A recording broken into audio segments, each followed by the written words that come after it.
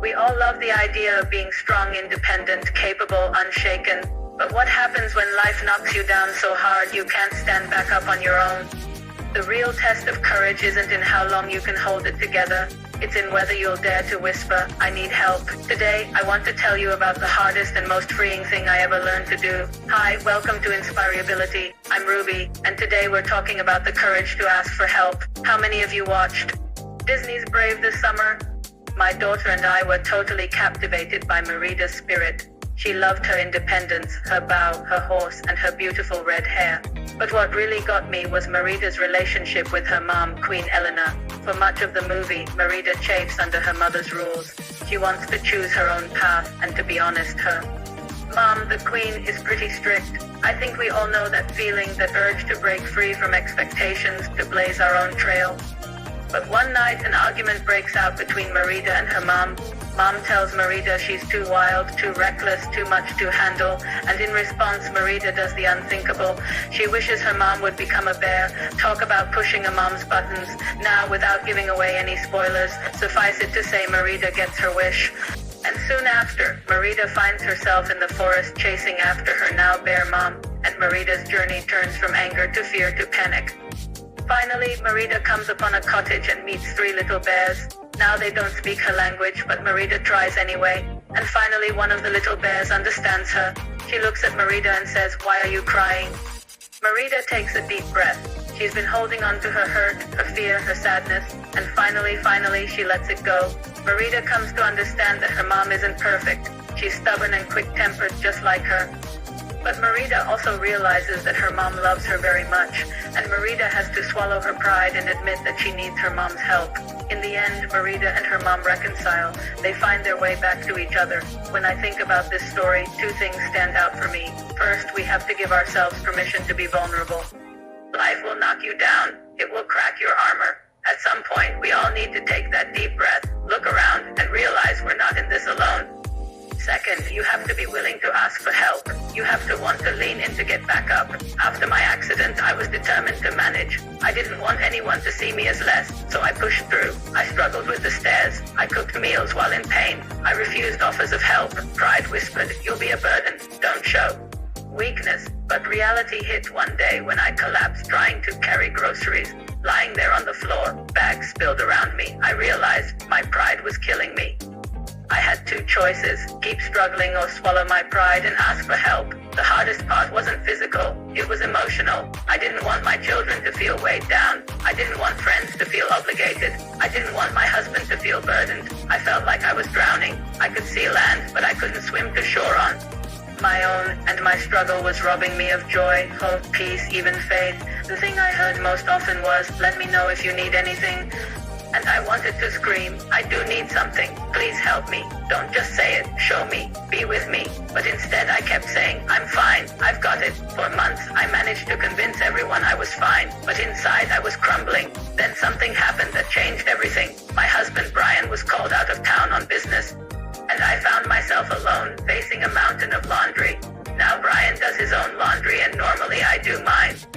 But in the days since the accident, Brian had been doing both our loads plus running errands and helping with the kids. By the time Friday rolled around, I was overwhelmed. Laundry sat unfolded on the dining room table. Dirty socks littered the floor. I felt trapped in my own home. Suddenly, my niece texted, "Hey, Aunt Ruby, you need some help. I'm heading your way Saturday. Want me to bring my vacuum cleaner?" And immediately I burst into tears. I didn't want to burden her, but at that moment I didn't care. I texted back, "Yes, please, I need your help." The next morning, my niece arrived with 2 friends and we tackled the house. They vacuumed, they dusted, they folded, they reorganized. We laughed and we talked and I cried. For the first time in months, I relaxed. I took a deep breath and let someone else take care of me. When my niece and her friend left, my house was spotless. But something else had happened. My heart was lighter. A huge weight had been lifted. I was still tired and in pain, but I felt human again. I could breathe. I could hope. That afternoon, my pastor came by to check in on me, and when he saw the clean house, he asked, "Did you hire a maid?" I told him about my niece and her friends, and he nodded. He understood. "So when you finally let someone else in, how did you feel?" "Free," I whispered. "Free to cry, free to laugh, free to be honest, free to be me again." Here's what I learned. Asking doesn't make you weak. It makes you wise. It saved me more than once. Let's start with this. When you ask for help, you shift the burden. You share the weight. Your load becomes lighter. You don't have to shoulder it alone. When you ask for help, you open the door for others to step in and love you. You give them a chance to shine. You teach them what it means to be a blessing. There's a beautiful freedom in asking and receiving. It's a way of saying, I trust you. I believe in you. Come help me. It's also okay to ask for different kinds of help. Sometimes it's practical help that you need, like rides to doctor's appointments or help with the dishes.